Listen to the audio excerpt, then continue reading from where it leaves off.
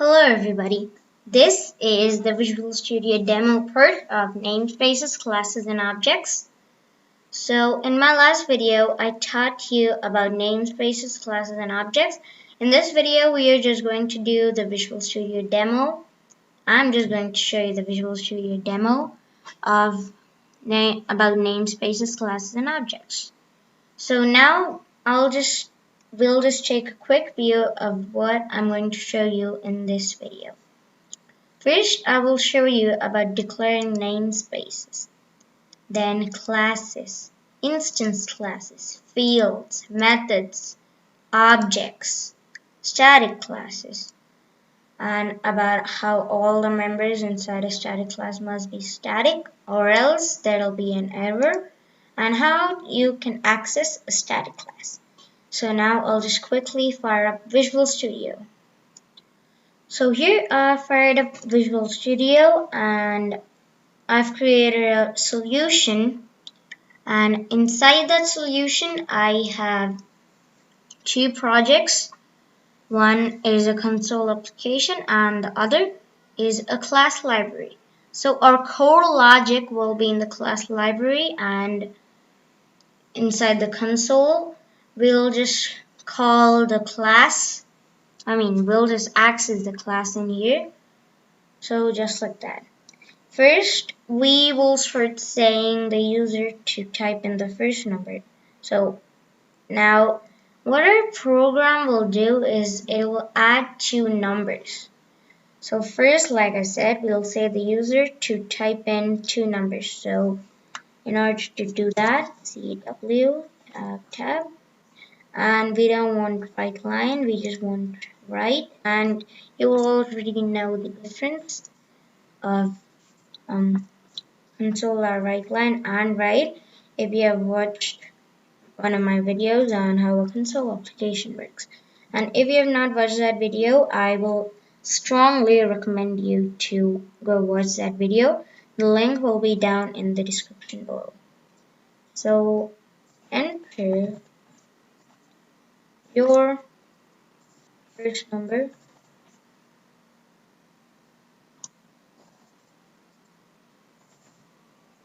colon space, and then in the next line console dot read line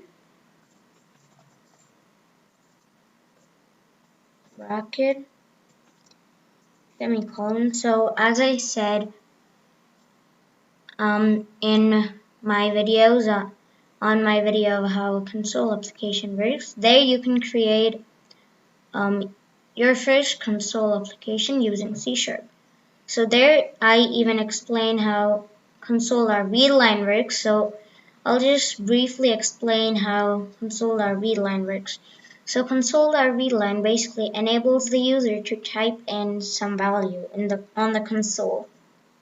Okay, so CW again, and then right now we're saying the user to enter the second number. So enter your second number, colon space, and again not right line but right, console read line bracket semicolon. So this will be a variable because that will be the first number that is typed in by the user. So var,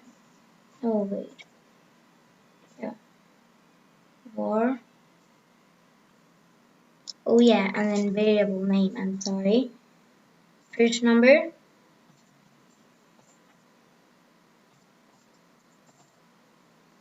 and here var second number,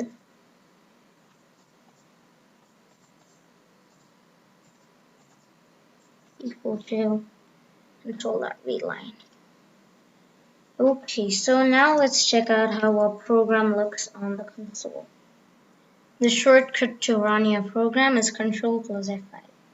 Okay, so our program is here. So here you can type in the number you want to add. Okay, so That's only the UI. Now we'll do the main logic in the class library. So we are going to be using an instance class, as I said. So first, access modifier, we are using a field public coach first number,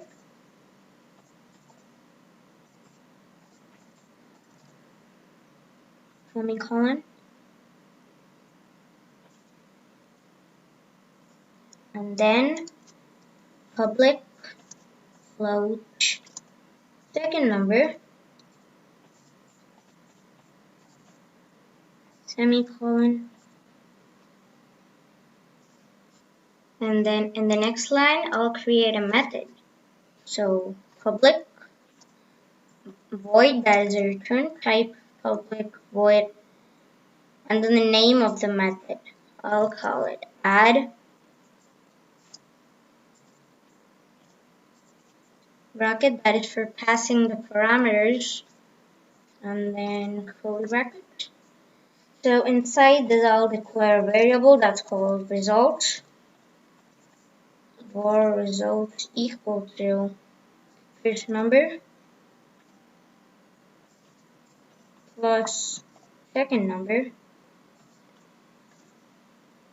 semicolon, and then in the next line I'll type in CW and then click on tab. Will be for the result, your result, colon, and the placeholders 0, and then after the quotation mark, comma, result. So, oh, looks like we have an error. Oh, I've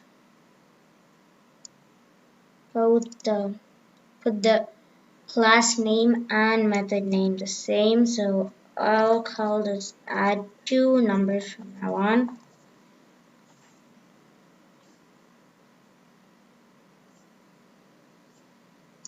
Okay. So now we want to access this here. So in order to do that, we first have to add a reference of that project. So I'll right click on references here and then I'll click on add reference. And I'll check the checkbox and click on OK. So you can see some using and then some text there. Those are namespaces that are accessed in this project. By default they are. And you can see that only using system is highlighted. And we don't need all this, so I can just remove that. Now we will need to declare a namespace. In order to access it, we have to put in a namespace of this, right? So to do that, using namespace name, okay.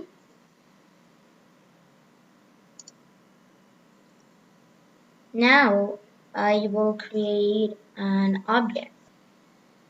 So I'll use the var keyword to declare an object and then the class name. So add, copy that, and paste that here. Var, oh, I'm sorry, this is the object name. So var add two numbers equal to new class name bracket, so semicolon. So now you can access the value in that class. So now here we'll type in add two numbers dot first number equals variable first number that we have declared here. So copy that and paste that here. So now you see we have an error that is cannot implicitly convert type string to float. So to do that, here we'll just type in convert that to single. That is the .NET framework type of float. Convert that to single bracket and end that off here. So now you see our error is gone. We need a semicolon. So now in the next line, I'll type in add two numbers. That second number equals second number, semicolon. So you see again there is an error that it cannot implicitly convert type string to float. So to solve that, convert that to single bracket, and then I end that off here. And then in the next line, I'll type in add two numbers, that add two numbers, because this is our object name and this is our method name. They both have same name, so here you can check that. It's add two numbers, public void add two numbers. So why we do that here is because the main logic of adding two numbers is inside that method. As you can see here, variable result equals to first number plus second number. So now here I'll put in brackets, semicolon. Now we'll try running our program. So Control plus F5. So here our program, the console opens up. So I want to add 50 with 10. So it tells me that my result is 60. So now we've finished creating an application that adds two numbers.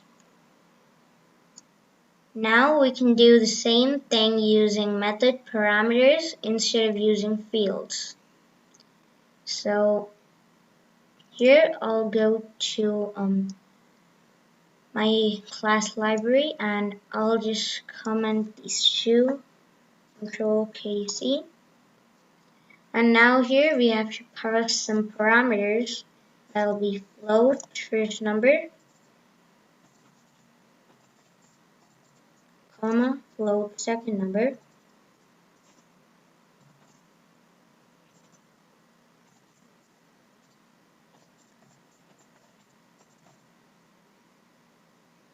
Okay, so now I'll go to my console application. So you see there are errors.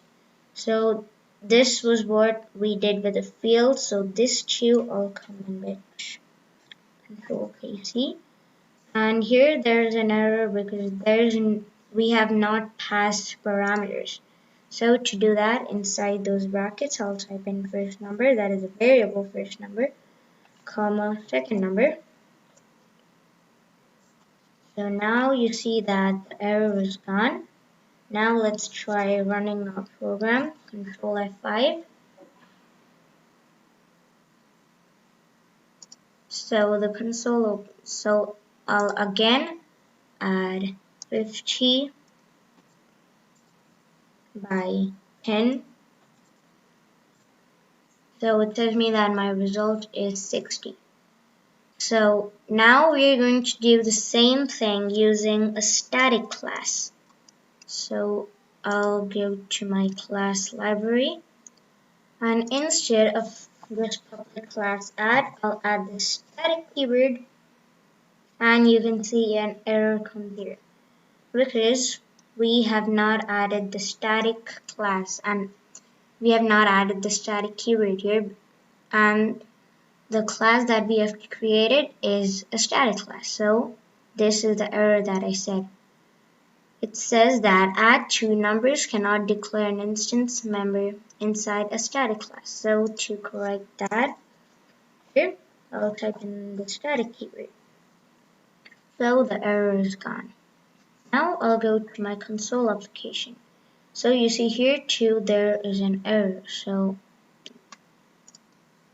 And we don't need these fields anymore now, so I'll just remove them.